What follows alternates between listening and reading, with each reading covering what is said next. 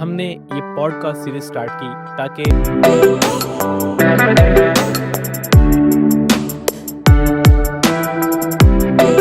जो students UK में अपनी स्टडीज कंप्लीट कर चुके हैं वो अपना अनबाइस्ड वर्जन दे सकें और करंट वर्जन दे सकें कि आजकल क्या सिचुएशन है स्टूडेंट्स के लिए।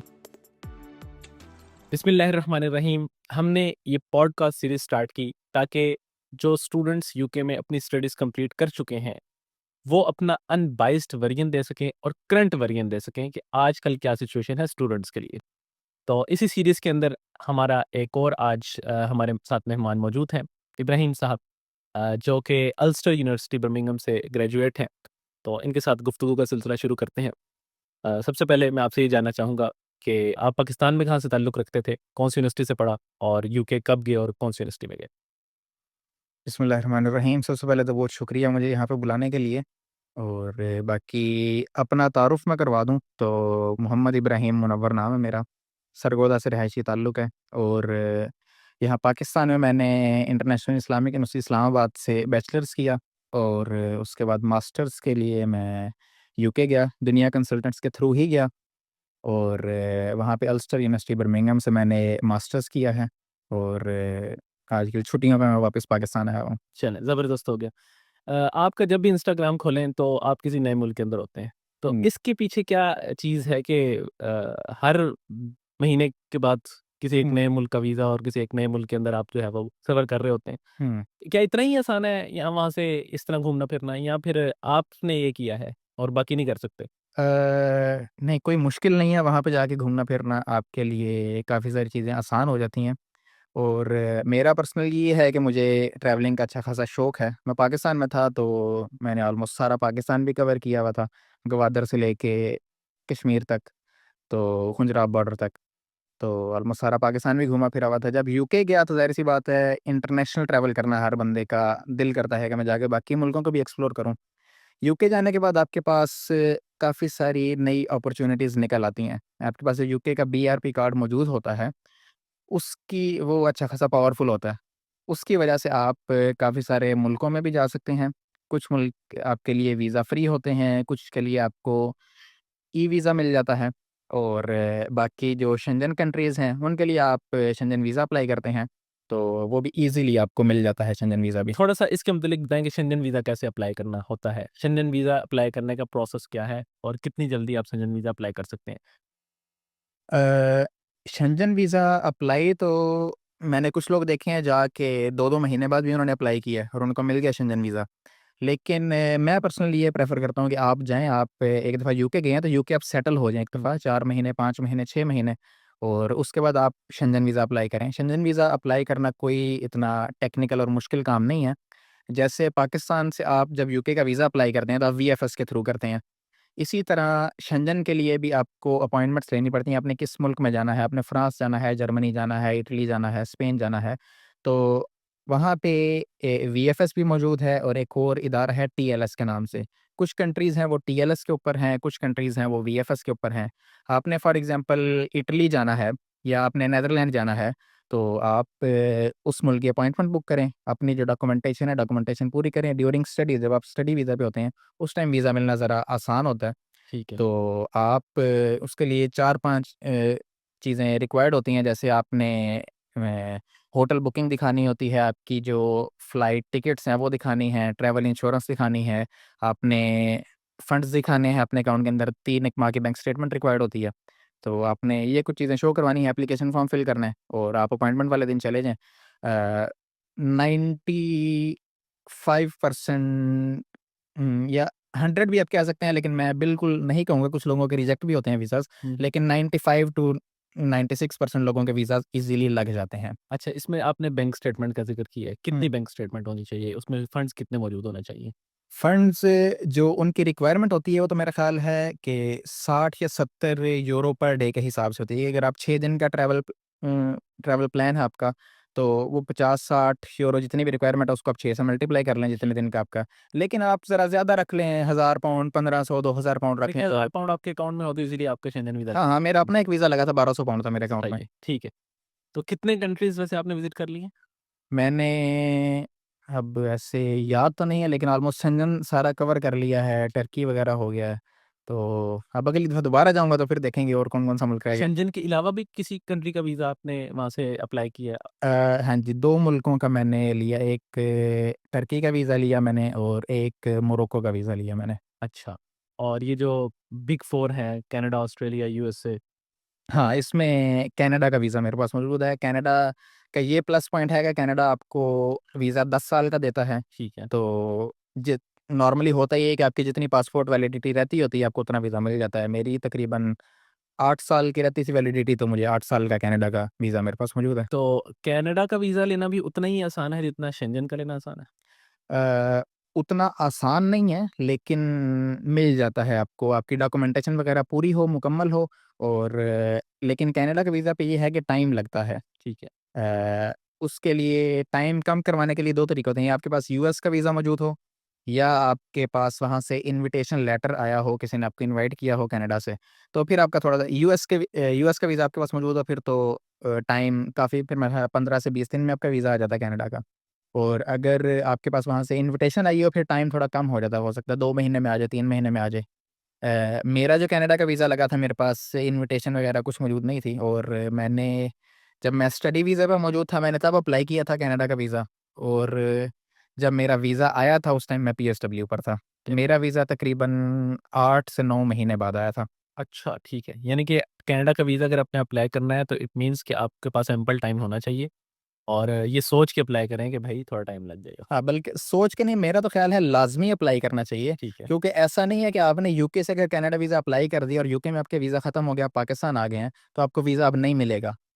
मैं जानता हूँ कुछ लोगों को, उन्होंने 2-2 3-3 दिन रहते थे उनके वीज़ा एक्सपायर होने में। कनाडा का वीज़ा उन्होंने अप्लाई कर दिया, पाकिस्तान आ गए, उधर से उनका वीज़ा लग गया, यहाँ पे जाके उन्होंने पाकिस्तानी एम्बेसी से जाके उन्होंने अपना स्टिकर लगवा लिया वीज़े का। सही, सही, सही। तो लाज़मी नहीं है कि आप यूके में ही रहें जब आपका वीज़ा आए, आप पाकिस्तान हैं, आप किसी और मुल्क में, आप वहाँ से जाके आपने स्टिकर ही लगवाना है वीज़ा का, वो वहाँ से लगवा सकते हैं। यानी कि ड्यूरिंग स्टडी अप्लाई कर लेना चाहिए हाँ, इसको। लाज़मी कर लेना चाहिए। सही है। कितनी फ़ी है वैसे कनाडा के वीज़े की? ऑलमोस्ट? अ, मेरा ख़्याल है उम, 1.5 या $200 उनकी फ़ीस थी। और इसमें ये पॉइंट आपने, क्योंकि आपने ऑनलाइन अप्लाई करना होता है और बायोमेट्रिक के लिए आपने जाना होता है, वीएफएसई जाना होता है आपने। तो आप मेरे लग गए थे तकरीबन £350 मेरे लग गए थे। ठीक है, ठीक हुँ। है। यानी कि बहुत बड़ी अमाउंट नहीं है। हाँ, हाँ, बहुत ज़्यादा नहीं सही है। है। अच्छा, कुछ बातें कर लेते हैं जो करंट स्टूडेंट्स आना चाह रहे हैं। ज़ाहिर हुँ, है कि ये उन्हीं की रहनुमाई के लिए हम ये गुफ्तगू भी कर रहे हैं ताकि वो उसको देख के चले कोई ना कोई तो एक कैलकुलेटेड किस्म की या इन्फॉर्म्ड किस्म का डिसीजन तो ले सकें। इस वक़्त जो करंट सिचुएशन है यूके की, आप ज़ाहिर है आप कब गए थे वैसे? मैं गया था 2022 में। 2022 में आपके सितंबर हुँ, 2022 इनटेक थी आपकी। तो तकरीबन 2 साल गुज़र चुके हैं, ढाई साल गुज़र चुके हैं। जो करंट सिचुएशन है, इसमें एक स्टूडेंट अगर पढ़ने के लिए कहीं जाना चाहता है, किसी भी मुल्क के अंदर, हुँ। तो क्या उसे यूके आना चाहिए? अ, मेरे ख़्याल के मुताबिक लाज़मी आना चाहिए। आप यूके नहीं, आप टर्की चले जाएँ, आप यूरोप के किसी मुल्क चले जाएँ, आप ऑस्ट्रेलिया चले जाएँ, आप कनाडा चले जाएँ। क्योंकि आप पाकिस्तान से निकल के जब बाहर किसी दूसरे मुल्क में पढ़ने जाते हैं, वैसे जाते हैं, आपको एक्सपोज़र बहुत ज़्यादा मिलता है। आपको अच्छी खासी नई चीज़ें पता चलती हैं। आपका ज़ाहिर-सी बात है, पाकिस्तान थर्ड वर्ल्ड कंट्रीज़ के अंदर आता है और वो फर्स्ट वर्ल्ड कंट्रीज़ हैं। तो आप किसी ऐसे मुल्क में जाएँ तो आपका एक तो लिविंग स्टैंडर्ड ज़रा बेहतर होता है थोड़ा, और आपको ज़ाहिर-सी बात है, बंदा कहीं भी जाता है तो कुछ ना कुछ नया सीख के वापस आता है। इसीलिए कुरान में भी है सीरू फिल अर्ज़। तो आप लाज़मी नहीं है कि सिर्फ़ घूमने-फिरने जाएँ। आप साल, 2 साल, 3 साल किसी एक मुल्क में रहते हैं, आप काफ़ी सारी चीज़ें नई सीखते हैं। आप वापस अपने मुल्क में जब उसके बाद आते हैं, तो आप वहाँ की कुछ चीज़ों को यहाँ एडॉप्ट कर सकते हैं बिज़नेसेस के अंदर वैसे। तो वो आपको एट द एंड फ़ायदा लाज़मी देती हैं, आपकी पर्सनैलिटी ग्रूमिंग में भी, बिज़नेस के हवाले से भी और बाकी चीज़ों में भी। ये तो आपका एक ओवरऑल पर्सपेक्टिव है ना स्टडी अब्रॉड को या हुँ, जो आप एजुकेशन लेते हैं हुँ, किसी भी बाहर के मुल्क से। हुँ, मेरा एक्चुअली क्वेश्चन स्पेसिफिकली यूके के हवाले से है कि इस वक़्त जो हुँ, करंट सिचुएशन है, एक स्टूडेंट के लिए यूके आना वर्थ इट है या नहीं? उसको उसके पास और ऑप्शन है या नहीं है, हुँ। ये बात अलग है।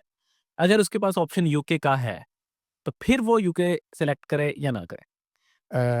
मैं दोबारा फिर मेरा वही जवाब होगा कि वो लाज़मी सेलेक्ट करें। जब मैं गया था यूके, जो भी बंदा यूके जाता है, वो कोई एक अपने ज़हन में कोई गोल बना के जाता है कि भई मैं क्यों जा रहा हूँ। हुँ, मैं गया था, मेरा था कि यार घर से ज़रा हालात ठीक थे। मेरा था यार घूमे-फिरेंगे ज़रा, वहीं से बंदा थोड़े पैसे कमा लेता है और अपने ऊपर लगा लेता है, घूम फिर लेता है। कुछ लोग जाते हैं, वो कहते हैं कि भई हमने सिर्फ़ पढ़ना है। हुँ, हमने पढ़ के वापस पाकिस्तान आना है, जैसे कोई बंदा बैरिस्टर बनने गया, बैरिस्टर बन के वापस पाकिस्तान आ गया, अपनी प्रैक्टिस करेगा जो भी। कुछ लोग जाते हैं कि भई मैंने सिर्फ़ पैसा कमाने जाना है, पाकिस्तान में कुछ नहीं है, मैं यहाँ से निकल के जा रहा हूँ पैसा कमाने। तो पैसा भी कमाया जाता है यूके में, लेकिन थोड़ा-सा टाइम लग जाता है, लेकिन फिर भी फ़ायदेमंद है एक दफ़ा निकलना और नई चीज़ें एक्सप्लोर करना। यानी कि बहुत सी ये मुझे तो बातें सुनने को रोज़ ही मिलती हैं, ज़ाहिर है कि मेरा तो ये काम ही है, रोज़ाना स्टूडेंट्स के साथ उनके साथ इस हवाले से गुफ्तगू-शनीद करना। तो बहरहाल स्टूडेंट्स के यही क्वेश्चन होता है कि अब वो सिचुएशन नहीं रही जो आज से 3-4 साल पहले थी। अ, मैं इसके ऊपर कोशिश करता हूँ कि मुख्तलिफ लोगों से मुख्तलिफ राय लेता रहूँ, जो हुँ, स्टूडेंट्स गए हुए होते हैं उनसे पूछता रहता हूँ। तो ख़ैर मेरी तो मेरे ज़हन में जो भी है, हुँ, एक जो ये बंदा सुन रहा है, वो भी शायद ये जानना चाह रहा हो हुँ। कि इस वक़्त क्या सिचुएशन है। तो करंट सिचुएशन के अंदर आप कहेंगे कि वर्थ इट है, आएँ, कोई मसला नहीं है। बिल्कुल वर्थ इट है। अब होता यही है कि ज़ाहिर-सी बात है, किसी भी काम के करने का कोई टाइम होता है। किसी भी बिज़नेस के अंदर या कहीं भी जो बंदा पहले आ जाए तो उसे कुछ ना कुछ फ़ायदा तो मिलता है। अब मैं 2022 में गया था, उस टाइम ज़रा सूरत-ए-हाल ज़रा आसान थी, जॉब्स के हवाले से भी, बाकी चीज़ों के हवाले से भी। अभी भी जो सूरत-ए-हाल है वो ये नहीं है कि आप जाएँगे तो आपको कोई जॉब नहीं मिलेगी, आप बिल्कुल बेयार-ओ-मददगार वहाँ पे रहेंगे और वापस आना पड़ेगा आपको। आपको जॉब लाज़मी मिल जाएगी, लेकिन थोड़ा-सा टाइम लगेगा। पहले अगर आपको हफ्ता लगता था। 2020 में सपोज़ आपको हफ्ते 2 हफ्ते बाद जॉब अगर मिल जाती थी, 2021 में आपको महीना लग गया, 22 में आपको डेढ़ महीना लग गया, 23 में इस ज़रा टाइम बढ़ता जा रहा है, लेकिन जॉब एट द एंड आपको मिल ही जाती है। ठीक है। अच्छा एक और क्वेश्चन जो कि स्टूडेंट्स आते हैं, पूछते भी हैं और वैसे भी जो भी स्टूडेंट जा रहा होता है किसी भी हुँ, थर्ड वर्ल्ड कंट्री से फर्स्ट वर्ल्ड कंट्री के अंदर, तो उसका पढ़ने के साथ-साथ या घूमने-फिरने के साथ बहरहाल एक ज़हन में तो चीज़ होती ही होती है कि मैंने पैसे भी कमाने हैं। हुँ। तो यूके में कमाई-शमाई है या नहीं है? कमाई यूके में हो जाती है, अच्छी हो जाती है। अच्छा। उसमें स्टडी वीज़ा पे आप गए हैं तो आपको कुछ चीज़ें हैं जो ज़हन में रखनी होती हैं। अब ज़ाहिर-सी बात है, हर बंदे की सिचुएशन अलग होती है। कोई बंदा पाकिस्तान से सारी फ़ीस पे करके गया हुआ है। हुँ, अब उसने वहाँ पे अगर 1500 पाउंड भी कमाने हैं महीने के अंदर, तो उसमें से उसका 800 हज़ार पाउंड मैक्सिमम खर्चा हो जाएगा लिविंग एक्सपेंस, 500-600 पाउंड उसके पास सेविंग होगी जिससे वो घूम फिर आए जो भी करे। और जिस बंदे ने ज़रा फ़ीस देनी है, वो ज़ाहिर-सी बात है 500-600 पाउंड जो है वो फ़ीस में दे देगा और फिर कहेगा यार मेरे पास तो कुछ नहीं बचा एट द एंड। तो ये पर्सन टू पर्सन वैरी करता है, किस बंदे ने कितनी फ़ी पे की हुई है, किसके पीछे से माली मामलात क्या हैं, घर वाले उसको कुछ सपोर्ट कर सकते हैं हुँ। या नहीं कर सकते। तो ये पर्सन टू पर्सन वैरी करता है। लेकिन ओवरऑल अगर देखा जाए, तो एक स्टूडेंट पाकिस्तान में जॉब कर रहा है, मुनासिब-सी, जो पाकिस्तान में जिस तरह की होती हुँ, और एक यूके जाके हुँ। अपनी ये स्ट्रगल स्टार्ट कर रहा है। तो क्या वो ज़्यादा अर्न कर लेगा? बिल्कुल कर लेगा। पाकिस्तान में लोग जॉब्स वगैरह करते हैं, किसी की सैलरी है 50,000, 60,000, लाख रुपया सैलरी है किसी की, सवा लाख है। यूके जाके आप ज़ाहिर-सी बात है, थोड़ा-सा टाइम तो आपको लगेगा, आपको 6 महीने लगेंगे, 8 महीने लगेंगे, साल लग जाएगा, आपका स्टडी वीज़ा पूरा हो गया, अब आप पीएसडब्ल्यू पे हैं। आप कम से कम इतना कमाने के बाद आप 2500 कमा रहे हैं महीने का, 2200 पाउंड कमा रहे हैं, उसमें खर्चे निकालने के बाद आपकी अगर फॉर एग्ज़ाम्पल 400 पाउंड भी अगर आपकी सेविंग हो गई है, तो वो सवा लाख रुपया बनता है। सवा लाख से डेढ़ लाख रुपया बनता है। अब यहाँ पे आपकी पाकिस्तान में टोटल कमाई ही लाख थी, वहाँ पे आपने लाख सवा लाख रुपया सेव कर लिया एट द एंड। ज़ाहिर-सी बात है, फ़र्क तो है। सही है, ठीक है। अच्छा एक और चीज़ जो कि बहुत से लोगों के ज़हन में भी होती है और स्टूडेंट्स के ज़हन में भी होती है, वो ये होती है कि मैंने भी देखा है, मेरे साथ भी बहुत हुँ, सारे स्टूडेंट्स ने इस चीज़ को शेयर की है। जाने के बाद वो उनको होम सिकनेस हो जाती है, डिप्रेशन में चले जाते हैं, हुँ, बड़े परेशान हो जाते हैं। ये क्यों होता है? और इससे अगर किसी ने नबुर्द आज़मा होना है तो हुँ। इसको कैसे इसके साथ मुकाबला करना है इन सारी चीज़ों के साथ? हाँ, जितने जितना मैंने देखा है लोगों को, सबसे बड़ी वजह डिप्रेशन की जो वहाँ पर है, जो ज़्यादातर लोगों को आती है, वो होता है कि जब बंदा यहाँ से जाता है ना यूके, वो अच्छे खासे ख्वाब लेके जाता है। वो कहता है यार कि मैं हीथ्रो पे जब लैंड करूँगा ना मैं, अगले दिन मेरी वो यहाँ से हिसाब लगा के जाता है, दिन का 100 पाउंड, 30 दिन, महीने का 3000 पाउंड तो मेरे आ रहे हैं। जब बेचारे को पहले महीने जॉब नहीं मिलती, वो जॉब्स के लिए अप्लाई करता है, उसको कुछ रिजेक्शन आती है, तो बेचारा कहता है यार मैं तो पता नहीं क्या सोच के आया था, ये तो बिल्कुल मुख्तलिफ है। वो अफसुर्दा हो गया, वो डिप्रेशन में, मेजर वजह डिप्रेशन में जाने की ये है। होम सिकनेस, और ये भी वजह है, ये कुछ लोगों की है। लेकिन ये फिर भी ज़ाहिर-सी बात है, आप एक नए मुल्क में गए हैं, आपका अक्सर लोगों के वहाँ पे जानने वाले होते हैं, कुछ दोस्त गए हुए हैं, कुछ की फैमिलीज़ होती हैं, वो इन चीज़ों में उनको मसला नहीं होता। कुछ लोग जो बिल्कुल ही अकेले गए हैं, जिनका कोई जानने वाला नहीं है, उनको थोड़ा-सा टाइम लगता है। ज़ाहिर-सी बात है, आपने इसके ऊपर कवर ही करनी होती है ना चीज़, के अगर आपको होम सिकनेस हो रही है, सारा कुछ हो रहा है, आपने इन पे काबू ही पाना है। तो उसके यही तरीके हैं कि आप, ज़ाहिर-सी बात है, महीना हो गया, डेढ़ महीना, 2 महीने, आपके क्लास फेलोज़ हैं, आप अगर कहीं पे जॉब लग गई है, आप कोई सर्कल हर जगह पे नया आपको बनाना ही पड़ता है। तो होता ऐसे ही है फिर, आपके कोई 5-6 दोस्त बन गए हैं, ज़ाहिर-सी बात है सारे लोग वहाँ पे जॉब्स वगैरह पे भी होते हैं। तो 5-6 दिन बाद हफ़्ते में 1 दफ़ा आप कोई गेट टुगेदर कर लें, या आप फॉर एग्ज़ाम्पल लंदन में गए हैं, आपके जानने वाले सारे रहते हैं मैनचेस्टर में, आपको लंदन में दोस्त नहीं मिल रहे हैं। आप जॉब कर रहे हैं, ठीक है, लेकिन आपको दोस्त यार नहीं मिल रहे। आप 2 दिन की छुट्टी लेके मैनचेस्टर चले जाएँ। वहाँ पे जाके कुछ लोगों से मिल के आप 2-3 दिन गुज़ार के वापस आ जाएँ, तो महीने, डेढ़ महीने के लिए आपकी वो कसर उतर जाती है ज़रा। तो ये कुछ तरीके होते हैं, आप इनको पूरा सही। कर सकते हैं। अच्छा, अभी आप शुरू होने से पहले बता रहे थे मुझे कि आपकी यूनिवर्सिटी बर्मिंघम में थी, लेकिन हुँ, आप रहे कॉलचेस्टर में रहे थे, जिसका हुँ। फ़ासला तकरीबन ढाई 3 घंटे का है। हाँ, मुझे ट्रेन पे लग जाते थे तकरीबन 4-1 घंटे। तो आप पूरा अरसा कॉलचेस्टर में रहे हैं, बर्मिंघम में यूनिवर्सिटी होने के बावजूद? हाँ, मैं यूनिवर्सिटी मेरी बर्मिंघम में थी, रहता मैं कोलचेस्टर में था, लंदन के साथ है ठीक कोलचेस्टर। है। तो ये इसको कैसे मैनेज करते थे? ये तो बड़ा मुश्किल नहीं हो जाता था? उसकी भी कुछ वजूहात हैं। मेरी कोलचेस्टर में रहने की वजह ये थी कि मेरा बड़ा भाई पहले से मौजूद था, हुँ, वो मेरे से 1 साल पहले गया था। तो ज़ाहिर-सी बात है, मैं भाई के पास रह रहा था। अब क्लासेज़ मेरी होती थी वीक में 2 दिन। ठीक है। मंगल और बुध वाले दिन मेरी क्लास होती थी। अब क्लास स्टार्ट होती थी 9:30, तो मैं कोलचेस्टर में रहता इसलिए था कि एक तो भाई वहाँ पे है, होम सिकनेस और वो चीज़ें नहीं होती। दूसरा, ज़ाहिर-सी बात है, जॉब ईज़ी थी वहाँ पर। तो मैं मंगल वाले दिन सुबह 5:30 ट्रेन चलती थी कोलचेस्टर स्टेशन से, लंदन वहाँ से 1-2 ट्रेन चेंज करके फिर वहाँ से आगे बर्मिंघम की ट्रेन जाती थी। तो बिल्कुल एग्ज़ैक्ट 9:15 मुझे पहुँचाती थी वो, बर्मिंघम बर्मिंघम मू न्यू स्ट्रीट। हाँ, न्यू स्ट्रीट के साथ है मूर स्ट्रीट। बर्मिंघम मूर स्ट्रीट पहुँचाती थी, वहाँ से मेरा ख़्याल है 10 मिनट की वॉक है, 10 मिनट से भी कम की वॉक है यूनिवर्सिटी की। तो 9:30 मैं एग्ज़ैक्ट क्लास में होता था। अच्छा, तो फिर क्लास लेके वापस? नहीं, पहले 2 महीने तो मैंने बर्मिंघम में एक कमरा लिया था, मैं क्लास लेके रात को वहाँ पे रुका, और अगले दिन दोबारा क्लास लेके तो वापस कोलचेस्टर आ जाता था।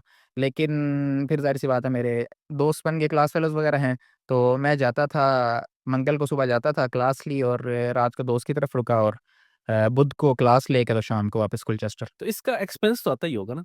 तो ये चीज़ें मैनेज हो जाती थी, यानी फ़ी भी अर्न करनी है, घर के खर्चे भी चलाने हैं, ये वाले एक्सपेंस भी निकालने हैं, ये घूमना-फिरना जो आपका शौक है वो भी पूरा करना है। ये सारा डिपेंड करता है आपकी जॉब सिचुएशन के ऊपर, आपकी अर्निंग क्या है। मुझे बर्मिंघम में एज़ सच जॉब, स्टार्ट में तो मैंने कहा यार यूनिवर्सिटी करीब है, यूनिवर्सिटी के करीब ही रहूँ, इसीलिए मैंने रूम भी लिया था। मैं वहाँ पे हफ़्ता एक रहा भी था, कि मैं कोई जॉब्स वगैरह देखूँ, लेकिन ज़ाहिर-सी बात है, बंदा थोड़ा हिला होता है ना, कि कोई और ही लगवा दे जॉब मेरी। ज़ाहिर-सी बात है, वो भाई का मुझे कुछ तो फ़ायदा हुआ, तो मैं फिर भाई के पास ही था। अब अर्निंग मेरी ठीक थी, एक्सपेंस यही है कि 4 दफ़ा आपको महीने में ट्रैवल करना पड़ेगा, हर वीक आपकी क्लास है, तो 4 हफ़्ते हैं, तो 4 दफ़ा ट्रैवल करना पड़ेगा। आपकी अगर, जब मैं ट्रैवल करता था उस टाइम तो £50 की रिटर्न टिकट आती थी, तो £200 ये मेरा खर्चा आता था। सही है। और अगर मैं बर्मिंघम में रिहाइश लूँ, क्या नाम है, ढाई 300 £400 की, तो उसकी बजाय मेरा ख़्याल है मैंने ये प्रेफ़र किया कि मैं कोलचेस्टर रहूँ और £200 ये भर लूँ आने-जाने के, तो ये मेरे लिए ज़्यादा बेहतर है। सही, सही, सही। ख़ैर, यानी कि इट मीन्स कि ये पॉसिबल है कि अगर आप कहीं और भी रह रहे हो तो आप क्लास लेने के लिए आ जाएँ। डिपेंड्स करता है कि अगर आपकी जॉब सिचुएशन जहाँ पे आप रह रहे हैं वहाँ पे बेहतर है। हाँ, बिल्कुल पॉसिबल है। मेरे काफ़ी सारे क्लास फेलोज़ मैनचेस्टर रहते थे। मैनचेस्टर से तकरीबन मेरा ख़्याल है घंटे, सवा घंटे की ट्रेन है शायद। ऑलमोस्ट 2 घंटे की है। हाँ, तो वो सुबह मैनचेस्टर से आते थे, क्लास लेके वापस मैनचेस्टर चले जाते थे। अच्छा, अच्छा, अच्छा। तो इस तरह भी किया है लोगों ने। उनकी मैनचेस्टर में जॉब सिचुएशन ज़रा ठीक थी, तो वो आते थे, क्लास लेके चले जाते थे। हुँ। लोग बर्मिंघम में भी रहते थे, कुछ आस-पास टाउन्स हैं, वहाँ पे भी रहते थे। इस वक़्त कोई स्टूडेंट जा रहा हो यूके और उसके ज़हन में कोई टाउन ना हो, कोई यूनिवर्सिटी ना हो, कोई हुँ। शहर ना हो, चले यूनिवर्सिटी उसके ज़हन में कई दफ़ा होती भी है स्टूडेंट्स के ज़हन में, कई दफ़ा नहीं भी होती खैर। हुँ, लेकिन अगर उसके ज़हन में कोई किसी सिटी की समझ ना आ रही हो कि कौन सी सिटी में जाऊँ, मैं लंदन जाऊँ, बर्मिंघम जाऊँ, मैनचेस्टर जाऊँ, ग्लासगो जाऊँ, एडिनबरा जाऊँ, मैं कहाँ जाऊँ? हुँ। क्योंकि यूनिवर्सिटीज़ तो ऑलरेडी हर जगह ही तकरीबन मौजूद है। तो उसे किसी बड़े शहर की तरफ जाना चाहिए या फिर उसे किसी छोटे टाउन की तरफ जाना चाहिए? जिस तरह कॉलचेस्टर है, कवंट्री है, ये छोटा टाउन है, लुटन है। मेरा जो अपना पर्सनल एक्सपीरियंस है या कुछ जो मेरे जानने वाले हैं, उसमें जाने से पहले आपने कुछ चीज़ें देखनी ज़रूर हैं। पहली चीज़ कि आपका कोई जानने वाला है कहीं पे, जो आपको कुछ ना कुछ सपोर्ट कर सकता है। ज़ाहिर-सी बात है जब बंदा जाता है पहला हफ़्ता, 2 हफ़्ते, 3 हफ़्ते उसे ज़ाहिर-सी बात है कुछ ना कुछ सपोर्ट की ज़रूरत पड़ती ही है चीज़ें समझने में। कुछ अगर कोई आपका जानने वाला मौजूद है, वो आपको चीज़ें जल्दी समझा देता है। आपको फेलियर से गुज़र के चीज़ें नहीं सीखनी पड़ती। कोई 1-2 ट्रेन के टिकटें लगवा के या कुछ वो नहीं पड़ते आपको, आपको कोई बंदा चीज़ें बता देता है।